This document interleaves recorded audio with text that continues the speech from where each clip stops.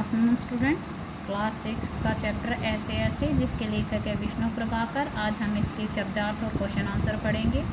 देखिए, अंट शंट बेकार की चीज़ें, रट लगाना बार बार कहना, मुँह उतरना उदास होना, हवैयाँ उड़ना घबरा जाना, बला आफत, गुलजार रौनक, वात वायु हवा, धमा चौकड़ी शरारत करना, रुआंसा रोने जैसा रोने की सूरत, नटखट शरारती चंचल कल नहीं पड़ना, आराम न आना, यकायक अचानक, पछाड़ गिरना, बेचैन जिसे आराम ना हो, बदहजमी पाचन में गड़बड़ी।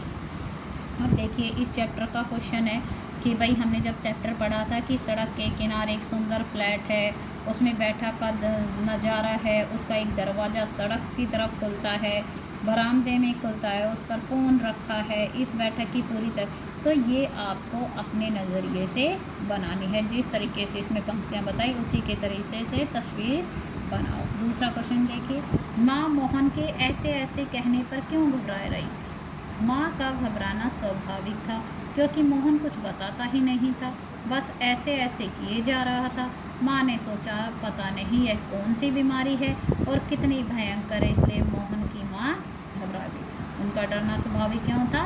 क्योंकि मोहन कुछ नहीं बता रहा था, बस ऐसे ऐसे किया जा रहा था। माँ को ये पता ही नहीं चल रहा था कि कौन सी बीमारी है, क्या पता कितनी भयंकर हो, इसलिए मोहन की माँ घबरा गई। ऐसे कौन कौन से बहाने होते हैं जिन्हें मास्टर जी एक ही बार सुनकर समझ जाते हैं?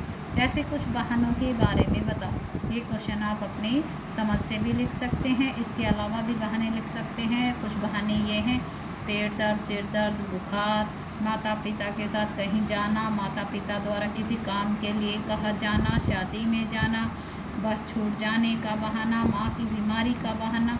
इसके अलावा भी जो आपको कुछ बहाने सूझे वो लिख सकते हैं। स्कूल के काम से बचने के लिए मोहन ने कई बार पेट में ऐसे होने के बहाने बनाए।